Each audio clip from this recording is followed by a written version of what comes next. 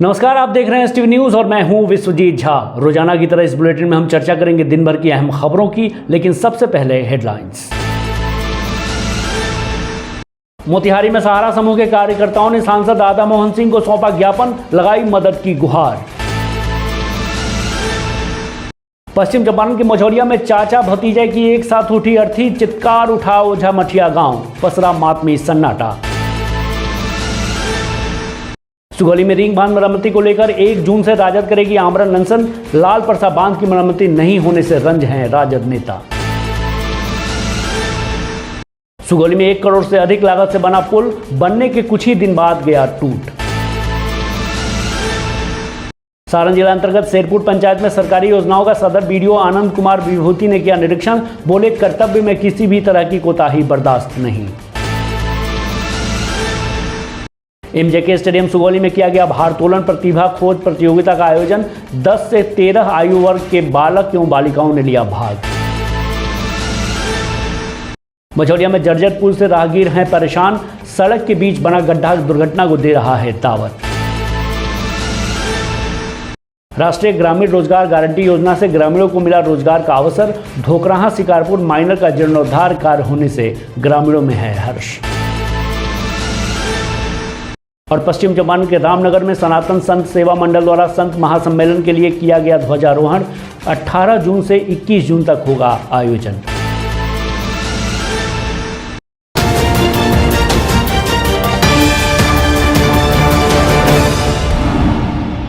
अब खबरें विस्तार से। आज सहारा के कार्यकर्ताओं ने रीजनल मैनेजर राकेश कुमार के नेतृत्व में स्थानीय भाजपा कार्यालय में सांसद राधा मोहन सिंह से मुलाकात कर उन्हें एक ज्ञापन सौंपा और उनसे सहारा इंडिया परिवार की समस्याओं से निजात दिलाने हेतु केंद्र सरकार से पहल करने की अपील की। पूर्वी चंपारण के सांसद व भारत सरकार के पूर्व कृषि एवं किसान कल्याण मंत्री राधा मोहन सिंह ने कहा कि सहारा इंडिया समूह और सेबी के बीच चल रहे विवादों के निपटारे में केंद्र सरकार संवेदनशील है और शीघ्र ही समाधान निकल जाएगा। उन्होंने कहा कि मामला उच्चतम न्यायालय में विचाराधीन है और न्यायालय पर सभी को भरोसा है, जहां न्याय मिलना तय है। ज्ञापन में कहा गया है कि सेबी के यहां 24,000 करोड़ रुपए जमा हैं, जिसे सहारा इंडिया समूह को वापस दिलाने में सहयोग अपेक्षित है, ताकि जमाकर्ताओं एवं सहारा कर्मियों फील्ड के साथियों को भुगतान किया जा सके। ज्ञापन में कंपनी पर लगे इन्वार्गो को भी समाप्त करने की अपील की गई है। कार्यक्रम का समन्वय वरिष्ठ पत्रकार संजय कुमार ठाकुर कर रहे हैं। सहारा परिवार की ओर से सांसद श्री सिंह को पुष्प गुच्छ एवं अंग वस्त्र से सम्मानित किया गया। हम लोगों ने माननीय सांसद महोदय को अपना ज्ञापन सौंपा। सहारा से भी प्रकरण काफ़ी दिनों से चल रहा है और उसके कारण हमारे सम्मानित जमाकर्ता सभी कार्यकर्ता आज बहुत ही परेशान हैं, रोड पर आ गए हैं। बहुत विषम परिस्थिति है और हम लोग ज्ञापन के माध्यम से चाहते हैं कि बात सरकार तक पहुँचे और आपके चैनल के माध्यम से भी ये कहना चाहेंगे कि ये बात माननीय प्रधानमंत्री जी तक और तमाम उच्च अधिकारियों तक पहुँचे और इसका यथाशीघ्र निदान हो। सब कुछ रहते हुए भी आज हमारे ये है, एक तरह से हम जकड़े हुए हैं। जमाकर्ता परेशान है, उनको भुगतान चाहिए, कार्यकर्ता परेशान है, उनको भुगतान चाहिए, परंतु एक तरफ प्रतिबंध लगा हुआ है और दूसरी तरफ सारा पैसा लगभग 25,000 करोड़ रुपया ये सेबी के यहाँ पड़ा हुआ है और फिर कहा जा रहा है कि भुगतान कीजिए। कैसे संभव है? ये हमारी वेदना को, पीड़ा को ऊपर तक पहुँचाया जाए और इससे यथाशीघ्र निदान हो, तभी जाके फिर और 12 लाख लोगों का ये रोजी रोटी का प्रश्न है, ये सबसे अहम प्रश्न है। आज किसी को 100-200 लोगों को रोजगार देना इतना मुश्किल काम है और 12 लाख लोगों का आज रोजी रोटी का प्रश्न है, तो यथाशीघ्र इसका निदान हो, बस हम लोग यही चाहते हैं। इसी उम्मीद से विरोधी है। लोग माननीय सांसद महोदय से मिलकर आए हैं। सहारा से भी प्रकरण में उन लोगों ने अनुरोध किया है कि जल्द से जल्द इस मामले का समाधान कराने का प्रयास करें। पश्चिम चंपारण के मझौलिया थाना क्षेत्र के ओझा मठिया गांव से खबर है, जहां एक साथ चाचा भतीजे का अर्थी उठता देख आलम चित्कार उठा। परिजनों के बिलाप को देखकर सबकी आंखें नम हो जा रही थीं। घटना के संदर्भ में बताया जाता है कि ओझा मठिया निवासी रामसूरत ठाकुर के पुत्र ओम प्रकाश ठाकुर तथा सीताराम ठाकुर के पुत्र अखिलेश ठाकुर की दर्दनाक मौत बीती संध्या पूर्वी चंपारण जिले के सुगौली थाना क्षेत्र अंतर्गत छगराहा गांव के समीप बेतिया मोतिहारी NH 727 में ट्रक की ठोकर से हो गई थी। बताया जाता है कि दोनों भूमि संबंधी कागजात मोतिहारी से लेकर घर वापस लौट रहे थे कि यह घटना घटित हो गई। बताया जाता है कि सुगौली थाना पुलिस द्वारा शव का पोस्टमार्टम कराकर परिजनों को सौंप दिया गया था। इधर चाचा भतीजे का शव गांव में पहुंचते ही कोहराम मच गया। परिजनों की चित्कार से ओझा मटिया गांव शोक में डूब गया। कागज निकाले, जमीन के बारे में झगड़ा बा, कागज निकाले दुश्मन लोग समस्या बा कि हमारा जमीन पर बहुत दिन से धावा देता और गरीब आदमी बनी हूँ। बड़ा बाबू अले तो कहले कि अपना कागज पत्र दिखाइए, तो हम बेटा के अपना भेजनी एगो पोता के मोतिहारी से कागज ले के गोल कागज गया, दुश्मन पीछा कर दिल, जानल कि जाता ले कागज लेके आई लोग से आ बीच में लोग करा के मार के देसी बोटर खोल रहे बचिया के गायब करा था। प्रशासन जी हमारे के अब करे, हम का कहीं हमारा हो चाहिए हो चाहिए। का नाम पड़ी राहुल? रामसूरत ठाकुर। सुगौली प्रखंड के सुगुल पाकर पंचायत के लाल परसा धुमनी टोला गांव के समीप सिकरहना नदी का ध्वस्त रिंग बांध मरम्मती की मांग को लेकर 1 जून से राजद प्रखंड कार्यालय के प्रांगण में आमरण अनशन करेगी। बीते 2 वर्षों से राजनीतिक व प्रशासनिक उदासीनता से ध्वस्त रिंग बांध की मरम्मती नहीं की जा सकी है, जिससे इस वर्ष भी बाढ़ से भारी क्षति होने की आशंका से लोगों में दहशत है। उक्त बातें अकलियत राजद प्रदेश उपाध्यक्ष रियाजुल हक मन्ना व प्रखंड अध्यक्ष अरविंद यादव ने संयुक्त रूप से प्रेस को बताया। विगत 2 वर्षों से प्रखंड के करीब 10 पंचायत पूर्ण रूप से प्रभावित होते आ रहे हैं। उक्त प्रभावित क्षेत्र समेत प्रखंड के करीब 7,000 हेक्टेयर का फसल बर्बाद होता आ रहा है और साथ ही साथ प्रखंड के करीब 40,000 परिवार प्रभावित होते आ रहे हैं। लगातार बाढ़ से यहाँ के आम नागरिक सहित किसानों को करोड़ों रुपए की क्षति हो रही है। उक्त ध्वस्त रिंग बांध का निर्माण प्रारंभ नहीं किए जाने से क्षेत्र के आम नागरिकों में दहशत बढ़ता जा रहा है। इस बात को लेकर तो हम लोग 23/5/2022 को अंचल मुख्यालय में धरना दिए थे। इसके बाद उसी दिन हम लोग घोषणा कर दिए, लिखित घोषणा कर दिए कि हम लोग 1 जून से आमरण अनशन पर अंचल कार्यालय के समक्ष उतरेंगे। अगर आमरण अनशन हमारा चलता रहेगा, उस पर भी बांध का कार्य अगर माने प्रारंभ नहीं हुआ, संपन्न नहीं होगा बांध का काम, अगर नहीं उसको रिंग बांध की मरम्मती की जाएगी तो हम लोग आत्मदाह पर भी उतारू होंगे, आत्मदाह करने पर भी मजबूर होंगे, जिससे सुगौली के नगर पंचायत और 10 पंचायत जो प्रभावित है पूर्ण रूप से बाढ़ से, उसे निजात मिले और सुगौली के लोग को रोजी रोटी यही मिल जाए, अपने खेतों से रोजी रोटी मिल जाए। इसके लिए हम लोग प्रयासरत हैं, जिसको लेकर हम लोग 1 जून 2022 से आमरण अनशन करेंगे। तो क्या लगता है कि आप लोग आमरण अनशन कीजिए, उसके बाद रिंग बांधों का मरम्मत कार्य शुरू होगा? मतलब प्रयास है, हम लोग प्रशासन से, सरकार से मांग करते हैं। ये तो सिस्टम है, संवैधानिक अधिकार है, हम तो लाठी नहीं चलाएंगे। अगर आप मांग करते हैं उसके बाद भी अगर रिंग बांध कार्य शुरू होता है तो क्या पूरा हो जाएगा बरसात से पहले? सरकार के पास तो बहुत बड़े बड़े हैंड है, वो चाहेगी तो 5 दिन में रिंग बांध की तो मरम्मती है, वो तो फ्रेश रिंग बांध बना देगी, वो तो मरम्मती है, करा सकती है। अभी 15 जून तक उसके पास टाइम है। खबर सारण से है। यहाँ मुख्यमंत्री 7 निश्चय योजना के तहत विभिन्न पंचायतों में संचालित हर घर नल जल योजना की नियमित सप्लाई, रखरखाव एवं संचालन को लेकर आज सदर वीडियो आनंद कुमार विभूति के द्वारा शेरपुर पंचायत के वार्ड नंबर 7 एवं 8 में संचालित हर घर नल जल योजना का निरीक्षण किया गया।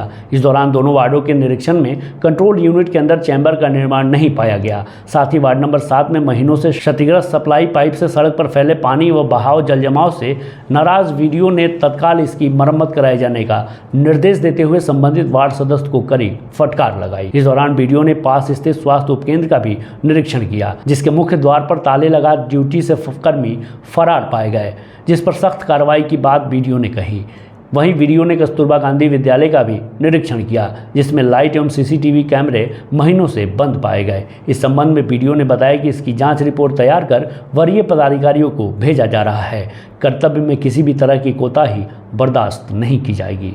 सुगौली प्रखंड के जनता चौक से श्यामपुर जाने वाले मुख्य पथ में 1 करोड़ से अधिक की राशि से बनने के साथ ही पुल टूट गया, जिससे आवागमन बाधित हो गया है। प्रखंड के करमुआ, रघुनाथपुर, बगही, हत्ता, बक्सा, नगरदेई सहित दर्जनों गांव के लोगों का आने जाने का मुख्य मार्ग है। लोगों को अपनी जरूरी कार्यों और सामानों के लिए इस मार्ग से होकर जाना पड़ता है। पिछले वर्ष यह बनी पुल बनने के साथ ही टूट गई थी। स्थानीय ग्रामीणों ने जनप्रतिनिधियों को इसकी सूचना दी और इसे जल्द बनाने की मांग की, लेकिन अब तक यह पुल जस का तस है। मजबूरी में लोग अपनी जान जोखिम में डालकर आ जा रहे हैं। इस बार की बरसात में आवागमन बिल्कुल ठप हो जाएगा और आने जाने का रास्ता भी बंद हो सकता है। इसको लेकर लोगों में आक्रोश व्याप्त है। देखिए हमारे संवाददाता मुन्ना कुशवाहा की यह रिपोर्ट। इस वक्त हम सुगौली जानता चौक से ये रोड आता है और ये रोड जिस पुल पे हम खड़े हैं, ये पुल जो है पिछले साल बाढ़ में पुल धंस गया और टूट गया। आपको बता दें कि ये पुल अभी भी वैसा ही है और इसका निर्माण जो कार्य है अभी तक इसको शुरू नहीं किया गया है। और आपको बता दें कि इधर 7 पंचायत पड़ता है, इधर इस रास्ते से लोग जाते हैं और अपनी मौत जो है कि दावत देखते हुए इस पुल को पार करते हैं लोग। और आपको बता दें किसी भी बड़ी घटना को शिकार हो सकते हैं इस पुल को पार करते समय लोग। आपको बता दें ये भी कि ये पुल कई वर्षों से मतलब बना और उद्घाटन से पहले ही धंस गया, बनने के दौरान ही धंस गया और पुल का निर्माण कार्य अभी तक शुरू नहीं हुआ। कई लोग यहाँ का स्थानीय सवाल उठा रहे हैं इस पुल को लेकर कि ये पुल आखिर बनेगा कब। और इस बार भी बाढ़ आने वाला है और इस बाढ़ के चपेट में पुल आएगा, आपको बता दें, और ये पुल बुरी तरह से ध्वस्त हो जाएगा। मैं मुन्ना कुमार, आप देख रहे हैं STV न्यूज़ सुगौली। बिहार भारोत्तोलन संघ द्वारा बिहार राज्य खेल प्राधिकरण एवं Bihar state power holding corporation के सहयोग से जिला स्तरीय भारोत्तोलन प्रतिभा खोज प्रतियोगिता का आयोजन MJK स्टेडियम सुगौली में किया गया। इस प्रतियोगिता में 10 से 13 आयु वर्ग के बालक एवं बालिकाओं ने भाग लिया। इस आयोजन के लिए बिहार भारोत्तोलन संघ पटना से आए तकनीकी पदाधिकारियों के द्वारा ट्रायल लेकर प्रतियोगिता में भाग लेने वाले बच्चों में से 22 प्रतिभाशाली बालक बालिकाओं का चयन किया गया। सभी चयनित खिलाड़ियों को आगामी 4 जून से जिला स्तरीय कैंप NIS कोच के द्वारा प्रशिक्षित किया जाएगा। MJK यूथ क्लब के सचिव मोहम्मद रुस्तम आलम ने बताया कि यह प्रतियोगिता ग्रामीण बच्चों की प्रतिभा को उभारने का एक बेहतर प्लेटफॉर्म है। ऐसी चयन प्रक्रिया सभी खेलों के लिए होनी चाहिए। यहां से चयनित बच्चे प्रशिक्षित होकर अपनी मेहनत और क्षमता के दम पर राज्य, राष्ट्रीय तथा अंतर्राष्ट्रीय स्तर पर प्रतियोगिताओं में बेहतर प्रदर्शन कर राज्य और देश का नाम रोशन करने के साथ साथ अपने उज्जवल भविष्य का निर्माण कर सकेंगे। भले ही विकास को लेकर बड़े बड़े दावे किए जा रहे हों, लेकिन मझौलिया प्रखंड अंतर्गत बखरिया पंचायत के लालसरिया करमुआ पंचायत होते हुए पूर्वी चंपारण जिले तक जाने वाली सड़क अपनी बदहाली पर आंसू बहा रहा है। कई गांवों को जोड़ने वाली सड़क से प्रतिदिन सैकड़ों लोग सफर करते हैं।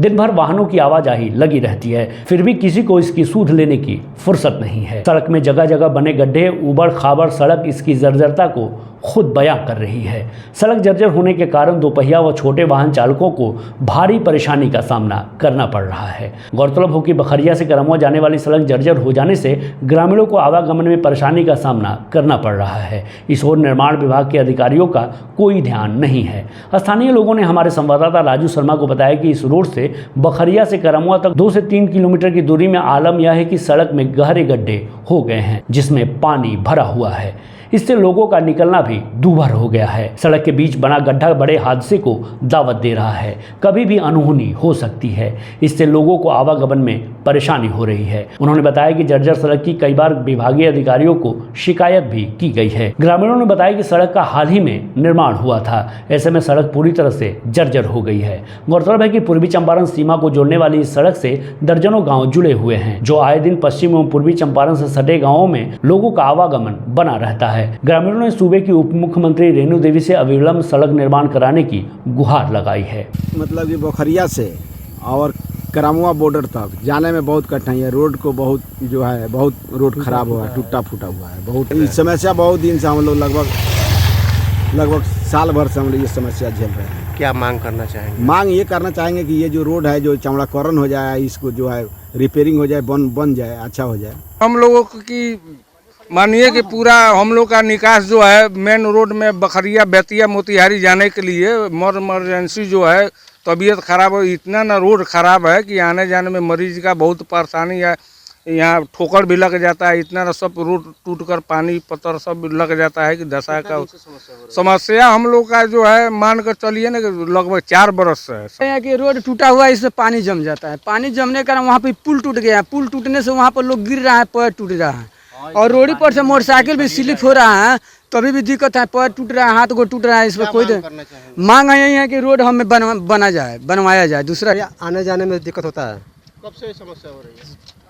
4 साल से। राष्ट्रीय ग्रामीण रोजगार गारंटी योजना के तहत धोकराहा शिकारपुर माइनर का जीर्णोद्धार कार्य होने से ग्रामीणों में हर्ष व्याप्त है। ग्रामीणों ने बताया कि माइनर की सफाई होने से नहर के बीच जल के प्रवाह में कोई रुकावट नहीं होगी, खेतों की सिंचाई करने में कोई बाधा नहीं होगी तथा खेतों में आसानी से पानी जाएगा। उन्होंने बताया कि माइनर के ऊपरी रास्ते पर मिट्टी भराई होने से आवागमन में भी काफी सहूलियत होगी। मजदूरों ने बताया कि गाँव में रोजगार मिलने से अब अपने बाल बच्चों को छोड़कर प्रदेश जाने की जरूरत नहीं है, अब गाँव में ही रोजगार उपलब्ध हो रहा है। मुखिया आशीष भट्ट ने बताया कि राष्ट्रीय ग्रामीण रोजगार गारंटी योजना से धोकराहा शिकारपुर माइनर का साफ सफाई व जीर्णोद्धार कार्य किया जा रहा है। इसमें विभागीय निर्देशानुसार जॉब कार्ड धारियों को रोजगार मुहैया कराया जा रहा है। गौरतलब है कि पंचायत के विकास कार्य होने के साथ साथ मजदूरों को रोजगार मिलने से ग्रामीणों एवं मजदूरों में हर्ष देखा जा रहा है।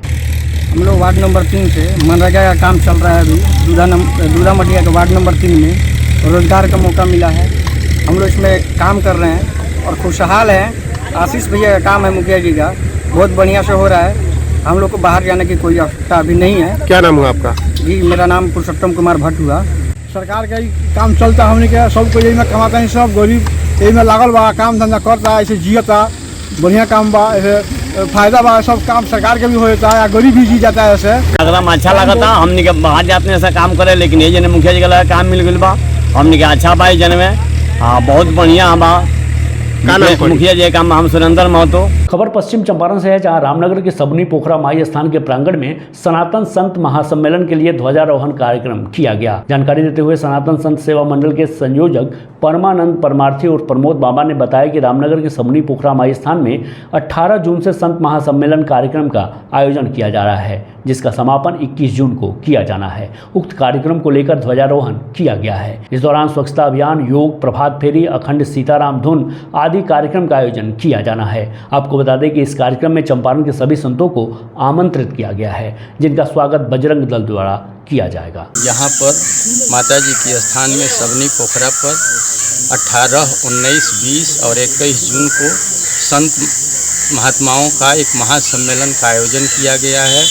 उसी के निमित्त आज हम लोग की उपस्थिति हुई है। ध्वजारोहण प्रोग्राम आज हम लोग कर रहे हैं। यहाँ पर हनुमान का झंडा फहराया जा रहा है और आज से इस कार्यक्रम की हम लोग यहाँ पर शुरुआत कर रहे हैं और 18, 19, 20, 21 जून तक यहाँ पर कार्यक्रम होगा। 21 जून को योग मैंने 18, 19 और 20 तीन दिन और 21 को योग दिवस है। योग दिवस का कार्यक्रम करने के बाद हम लोगों का यहाँ से समापन सभा का होगा।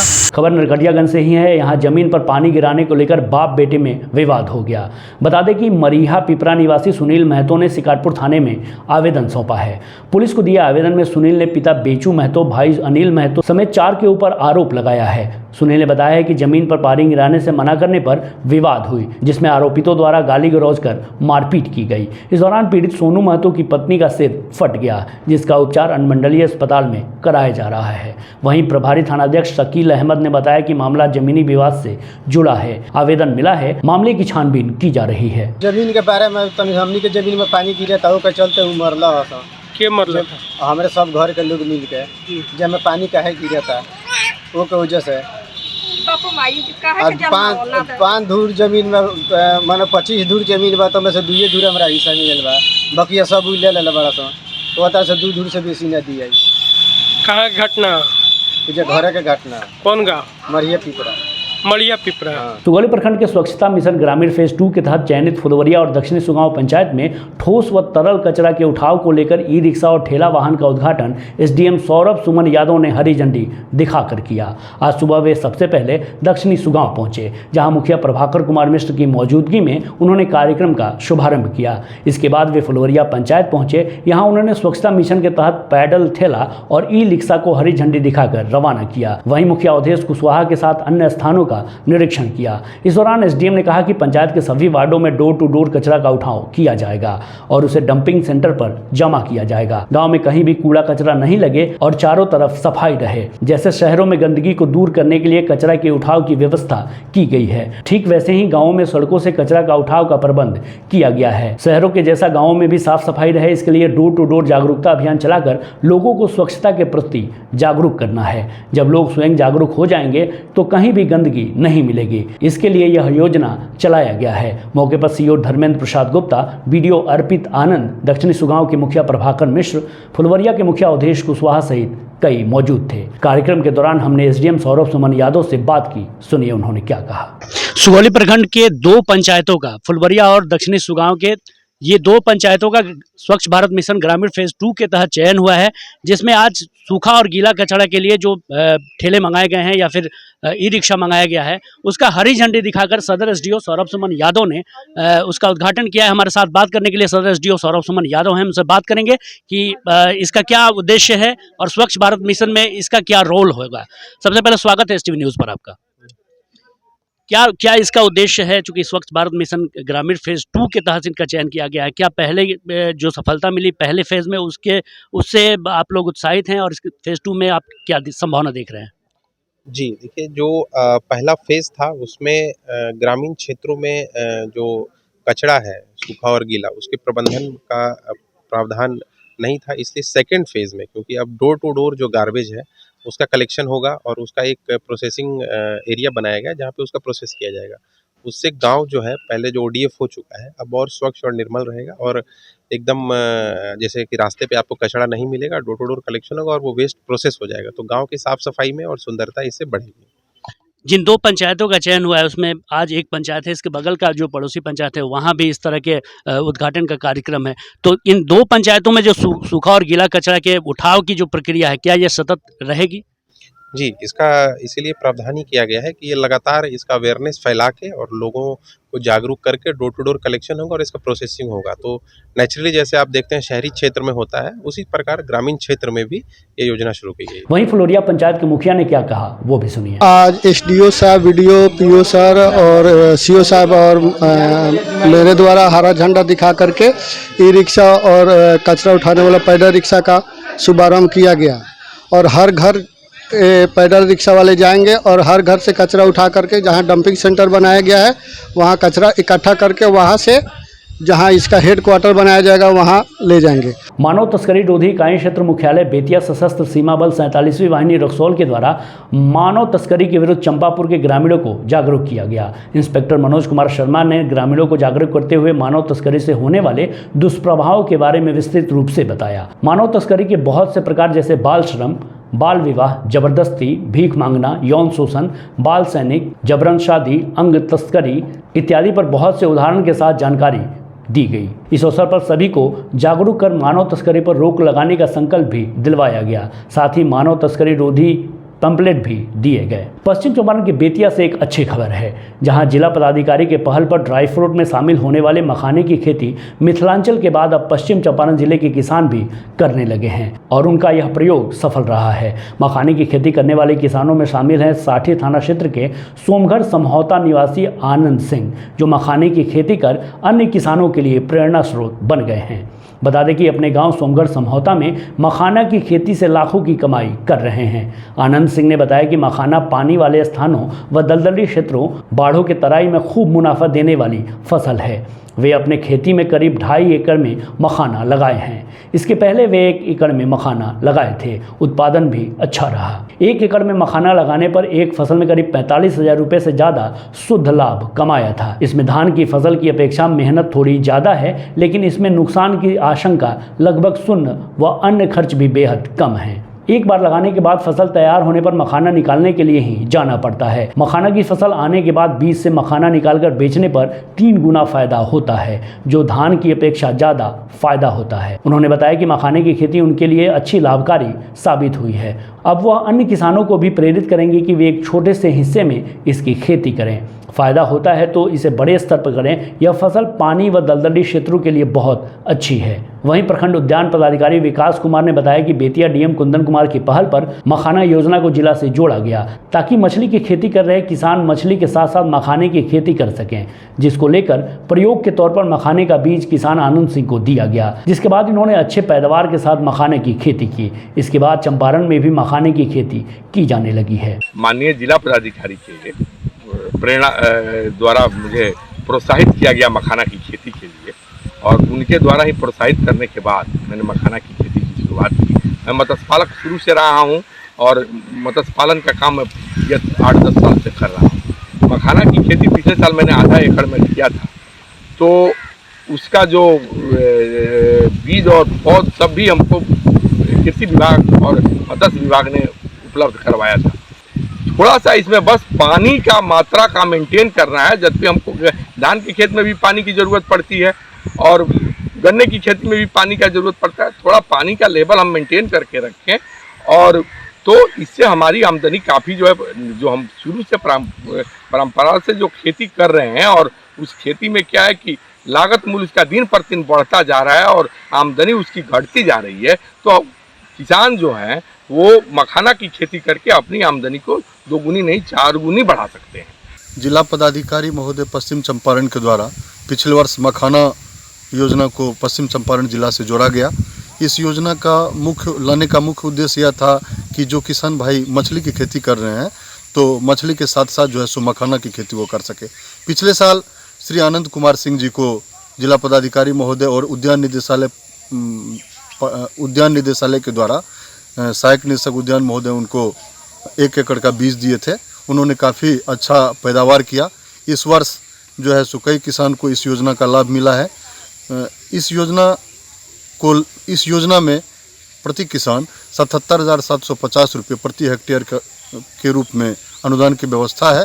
साथ ही वैसे किसान जो ट्रेनिंग लेना चाहते हैं उसको ट्रेनिंग भी दिलवाई जाती है।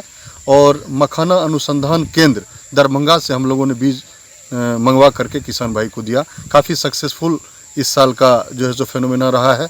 तो किसान भाई से हम लोग चाहते हैं कि जो भी लोग खेती बाड़ी कर रहे हैं और मछली की खेती कर रहे हैं तो अपने तालाब में ज़्यादा से ज़्यादा रूप में मखाना की खेती करें। आज मुंशी सिंह महाविद्यालय के प्रचार कक्ष में ब्रावो फाउंडेशन और एमएस कॉलेज के बीच MOU मेमोरेंडम ऑफ अंडरस्टैंडिंग पर दोनों पक्षों ने हस्ताक्षर कर एक दूसरे को लिखित मशवरे का आदान प्रदान किया।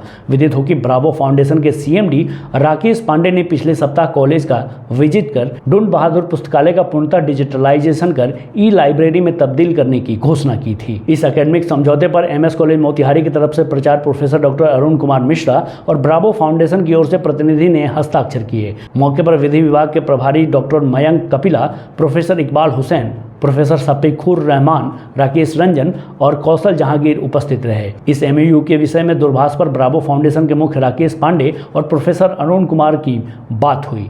उन्होंने हर्ष प्रकट करते हुए कहा कि इस इकरारनामे से दोनों संस्थाओं को बौद्धिक लाभ होगा और दोनों संस्थाओं के फैकल्टी के बीच आदान प्रदान के द्वारा बौद्धिक प्रक्रियाओं को गति मिल सकेगी। आज के लिए बस इतना ही। STV न्यूज़ पर प्रसारित होने वाले खबरें प्रोग्राम्स अब GTPL के चैनल नंबर 985 और डेन के चैनल नंबर 155 के साथ साथ आप अपनी सुविधानुसार मोबाइल फ़ोन पर भी देख सकते हैं। अगर आप हमें YouTube के माध्यम से देखना चाहते हैं तो STV न्यूज़ के ऑफिशियल YouTube चैनल को सब्सक्राइब करें और बेल आइकॉन दबाकर ताज़ा वीडियोज़ की नोटिफिकेशन प्राप्त करें।